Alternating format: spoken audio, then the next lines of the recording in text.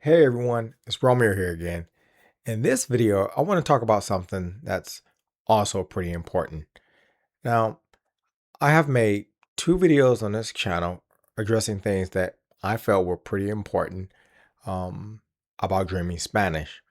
One, I addressed the fact that I believe their practices are deceptive. And number two, I addressed the question on whether or not if you decide to use Dreaming Spanish as a method to learning Spanish, is it a waste of time? Again, I think those questions are important to address, but at the end of the day, here's the truth of the matter. Whether Dreaming Spanish works or not is probably not as important as whether or not you're going to consistently use anything, even if it's Dreaming Spanish, to pursue a goal of learning Spanish. Because at the end of the day, if I really look and if we really think about the big picture, if we are in this pursuit to learn Spanish, it's probably not out of a necessity. It's probably out of a hobby or a pursuit of just personal satisfaction or just a pursuit of enjoyment.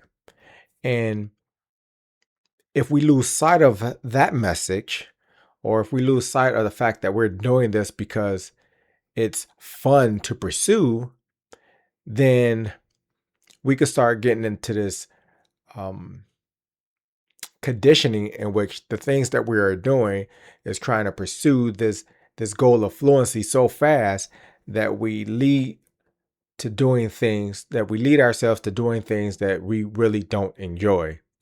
And psychology plays a big role or a big component on whether or not we're going to stay consistent in doing whatever it is that we are doing to pursue our Spanish fluency.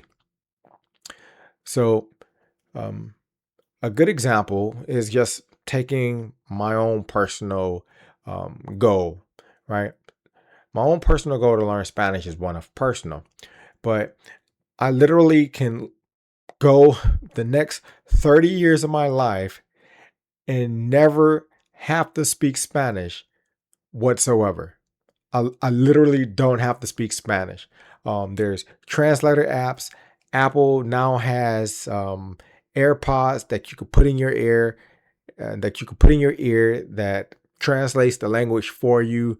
There's like so many reasons why, if you live in the United States of America, for example, depending on where you live, that you would never have to learn the language. So I have to make sure that I stay focused on why I'm learning the language. I'm doing it because it's fun, because I enjoy it. And every time that I learn a new sentence or a new phrase, I get enjoyment out of that process.